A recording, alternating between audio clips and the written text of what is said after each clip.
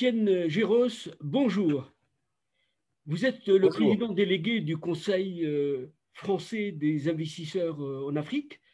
D'abord, cette structure aujourd'hui, avec la pandémie, comment a-t-elle vécu cette secousse mondiale? Je dirais qu'elle l'a vécu pas trop mal, mais quand même avec difficulté. Une organisation comme la nôtre cherche d'abord à mettre ses adhérents en réseau, en circuit, pour se communiquer des informations, permettre de passer des accords, etc. Donc, on a besoin de rencontres. Et donc, quand vous êtes une organisation qui fait du réseau et fait des rencontres, la situation actuelle, ce n'est pas la peine d'expliquer pourquoi, est très compliquée. Et puis, la deuxième chose qui est compliquée, c'est notre deuxième raison d'être, qui est l'influence. Nous essayons d'influencer pour porter des convictions auprès des pouvoirs publics, auprès de l'opinion, auprès des élus, auprès de la presse et des médias, pour défendre nos grandes convictions qui sont le développement de l'Afrique, l'intérêt et le rôle clé des entreprises, etc.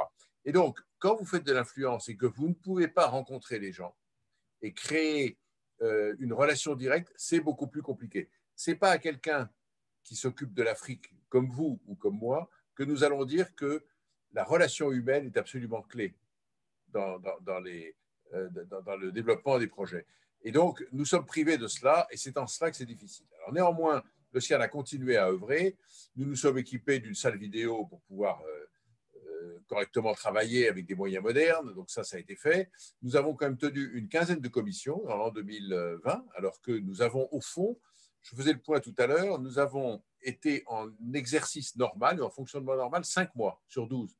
Ce qui veut dire que nous avons été 7 mois en arrêt, en confinement ou pas en confinement, enfin en réduction.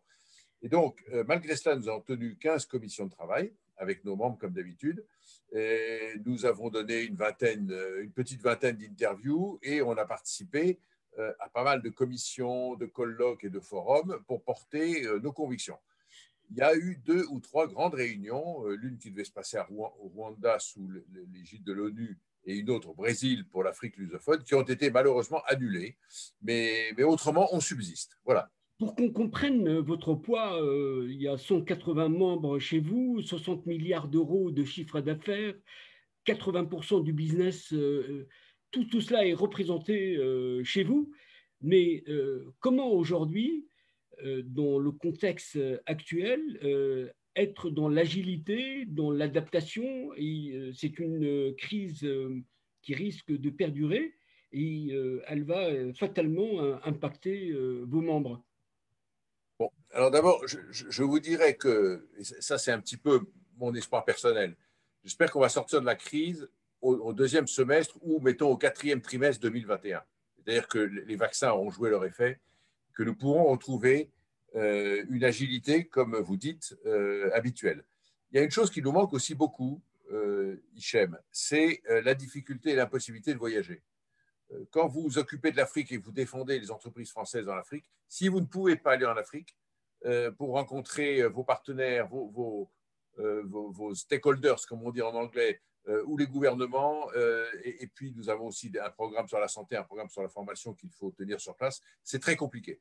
Mais qu'est-ce que vous voulez? On vit avec, et heureusement, nous avons les moyens modernes qui nous permettent de garder notre agilité. Alors, oui, nous allons continuer, pour répondre à votre question, nous allons continuer comme par le passé, et au fond, notre action, elle va se résumer à 2 grands axes. Le premier axe, c'est de continuer à défendre les piliers de nos positions, qui sont la foi complète dans l'avenir de l'Afrique. Deuxièmement, l'importance du secteur privé pour le développement de ce continent. Et troisièmement, l'opportunité que l'Afrique représente pour les entreprises françaises. Oui. Vous connaissez ces thèses-là. Ces 3 thèses-là, nous allons continuer à les défendre. Et puis, pour continuer à être agile, nous restons tout à fait collés au.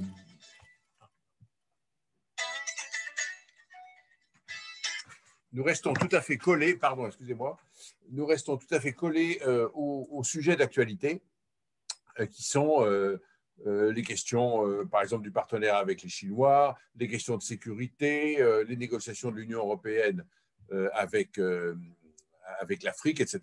Voilà. Vous avez des outils depuis un certain nombre d'années. Vous avez d'abord un rapport qui est très attendu le rapport du CIAN, qui est une source d'information. Vous avez aussi un baromètre, vous avez d'autres outils permettant de bien décrire cet univers de l'entreprise en Afrique. Est-ce qu'aujourd'hui, vous pourrez nous donner la primeur de ce contenu du nouveau rapport?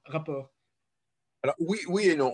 Vous faites référence essentiellement à deux outils principaux qui se situent à côté de nos publications habituelles. On publie des livres, on fait des guides. Par exemple, cette année, on a sorti un nouveau guide sur la lutte contre la corruption. Mais là, vous faites référence à nos deux rapports. Le premier rapport, c'est le rapport sur la marche des affaires en Afrique, qui fait suite à une interview ou à une enquête auprès à peu près de 800 entreprises installées sur le terrain en Afrique. Et là, je peux vous donner quelques tendances qui sont que la position des entreprises en Afrique n'a pas été autant affectée que nous aurions pu le craindre au début de la crise. Beaucoup d'entreprises, notamment dans les matières premières, dans les matières agricoles, dans la distribution ou dans les télécoms, s'en sortent, oserais-je dire, plutôt très bien, voire même très bien. D'autres entreprises sont étales ou évidemment sont frappées par la désorganisation de l'économie. Et enfin, d'autres qui sont dans les secteurs particulièrement touchés souffrent beaucoup. Je pense là au transport aérien, à l'hôtellerie et au tourisme. Voilà. Donc, le panorama est mitigé et partagé, mais ça n'est pas la catastrophe universelle. C'est d'abord le premier message que je veux faire passer. Le deuxième message que je veux faire passer, c'est que les témoignages sur le terrain, ils font quand même ressortir une amélioration assez continue dans les infrastructures. Et ça, nous, on pense que c'est toujours un élément absolument de base qui doit être l'assise du développement de l'Afrique, c'est les infrastructures. Et donc là, petit à petit, les choses s'améliorent. En revanche, ce qui ressort de l'enquête aussi, c'est que si il y a des progrès, les questions de gouvernance doivent encore progresser et sans doute avec une certaine accélération. Ça va trop lentement, mais ça bouge effectivement. Alors ça, c'est le baromètre sur les affaires. Mais il y en a un deuxième. Il y en a un deuxième qui est le baromètre sur l'opinion des leaders d'opinion en Afrique, que nous faisons en partenariat avec l'Institut d'études IMAR. Nous avons interrogé l'année dernière 12 pays. Cette année, on en rajoute encore. Il y a à peu près moitié-moitié entre les francophones et les anglophones. Il y a des grands pays comme l'Afrique du Sud, l'Égypte, mais aussi la Côte d'Ivoire, le Congo, etc. Alors là, le résultat, je ne peux pas vous le donner parce que le terrain est en train de se terminer et nous allons rendre public cela début mars, au moment où notre séquence sur notre forum Afrique du CIAN va débuter. Pour comprendre le propos et être dans l'illustration, comment établissez-vous la cartographie du business en Afrique?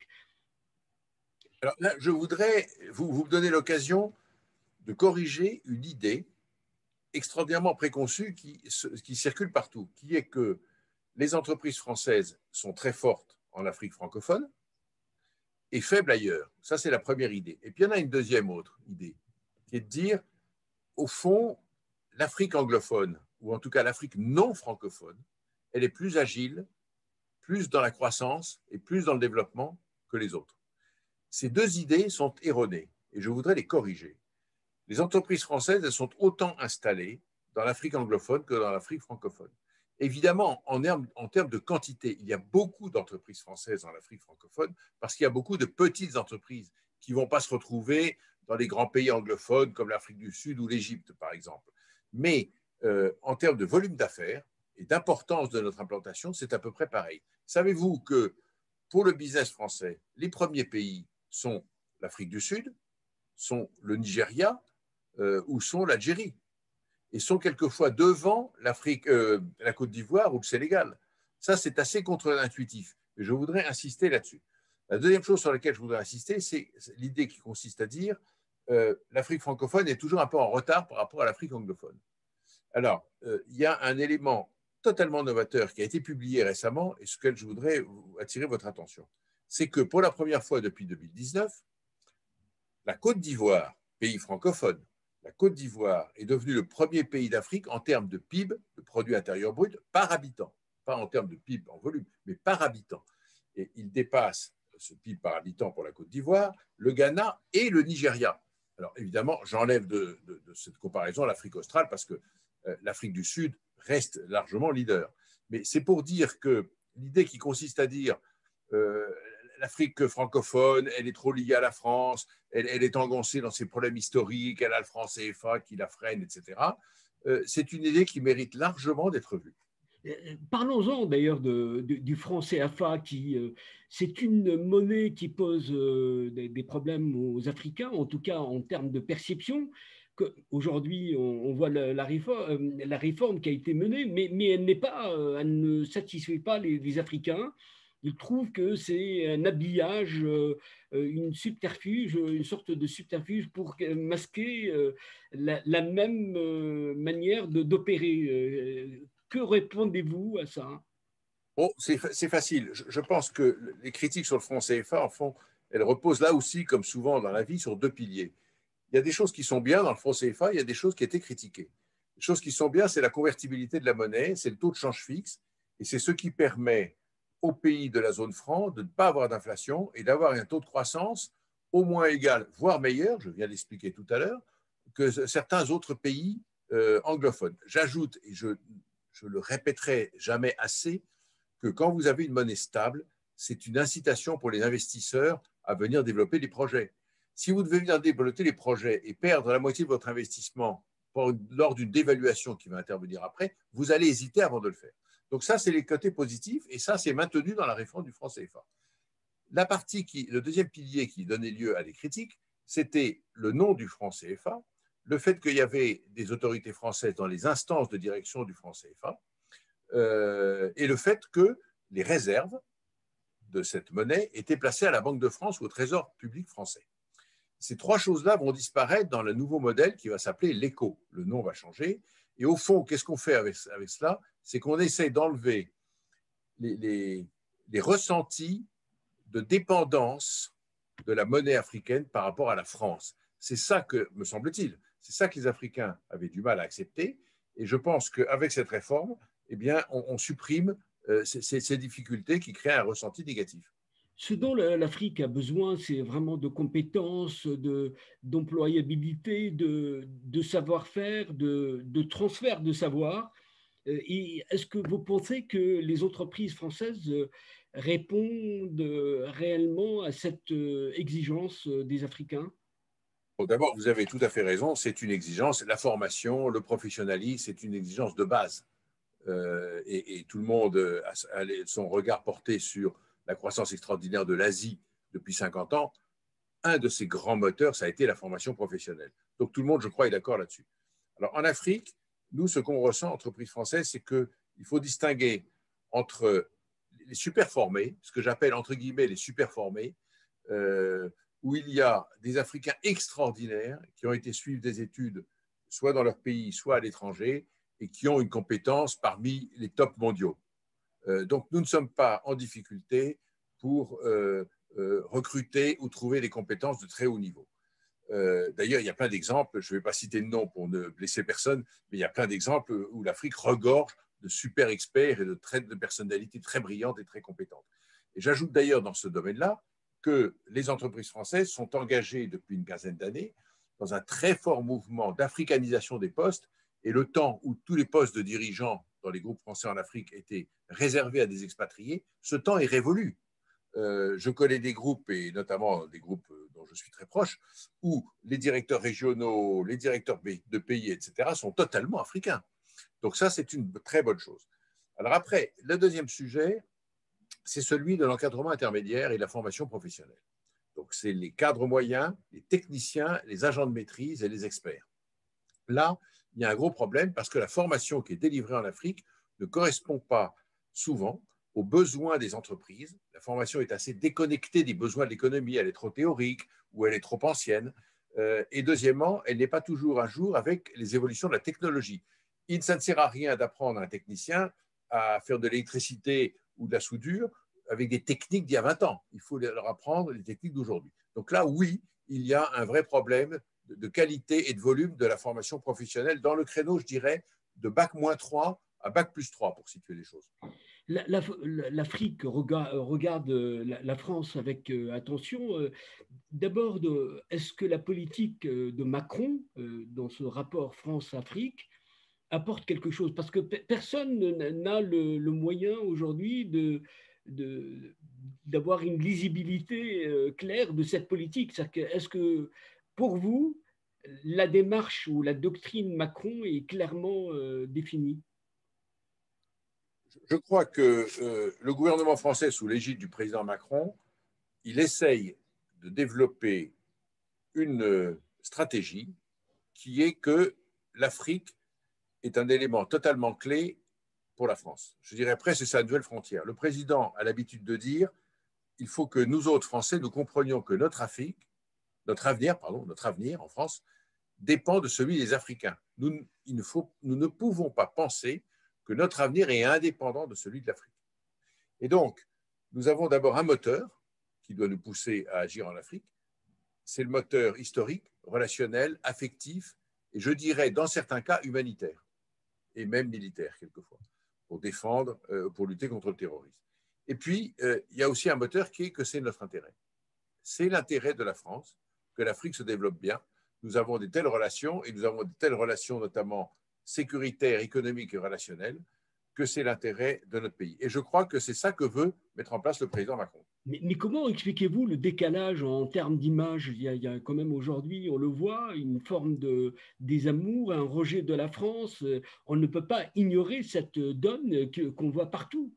Et Et qui, vous avez raison, et nous l'ignorons d'autant moins que c'est un des résultats qui ressort de notre baromètre des leaders d'opinion, c'est que la France, en termes d'image, est classée 7e, ce qui est un peu douloureux, parce que je trouve que, compte tenu de la présence économique, historique, culturelle et même sécuritaire de la France, on n'est pas très récompensé en termes d'image de ce que nous faisons, et je peux vous dire que les entreprises françaises font des choses bien.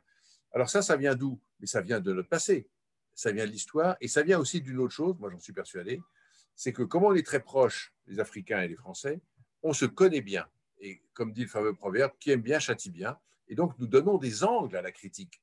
Un pays qui est très éloigné de l'Afrique ne donne pas d'angle à la critique, et donc il n'est pas critiqué. Et on ne voit que les rares choses positives qu'il fait.